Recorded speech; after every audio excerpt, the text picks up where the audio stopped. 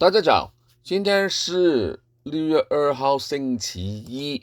美国各大指数今天就各有升跌。四个指数里边的话呢，就 Nasdaq 的板块比较好一点。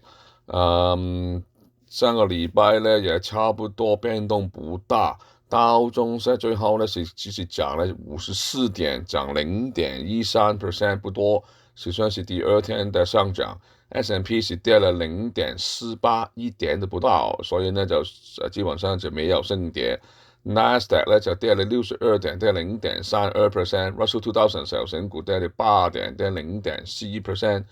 來到今天呢，開盤大概2個小時。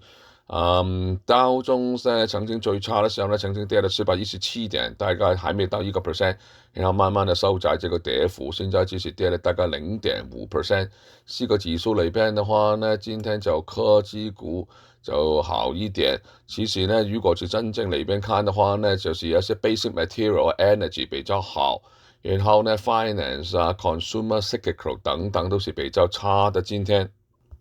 或者這些呢 consumer discretionary 比較高檔的這個消費啊、汽車啊、餐館啊、entertainment 等等的。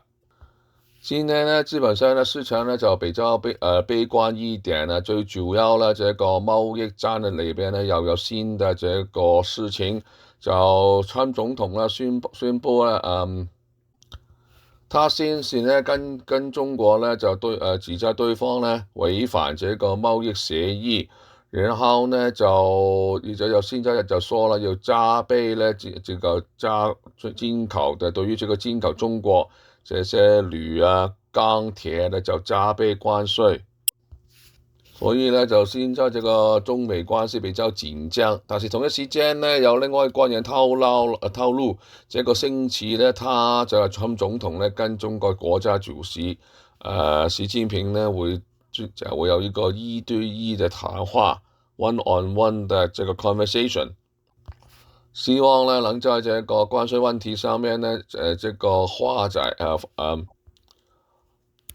解他們這個之間的歧見，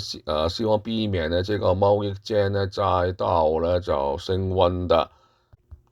另外呢，今天呢有一個經濟數據呢都是不是太好了，就是美國的製造業的5月份的這個製造業的指數是報呢就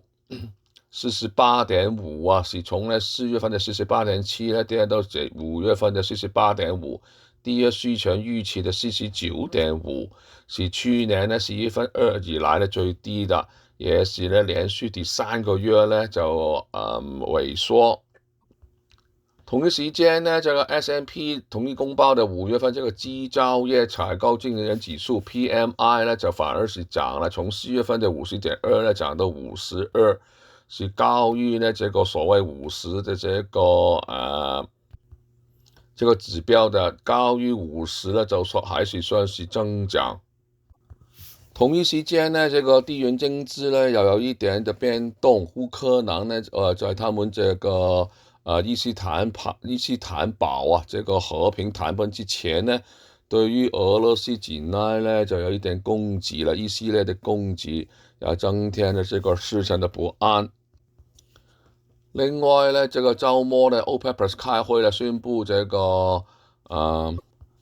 它增產啊，這個幅度呢就低於市場預期，所以帶動呢這個油價呢就大漲了。WTI 原油現在是報65.5毛5，大漲4.4%，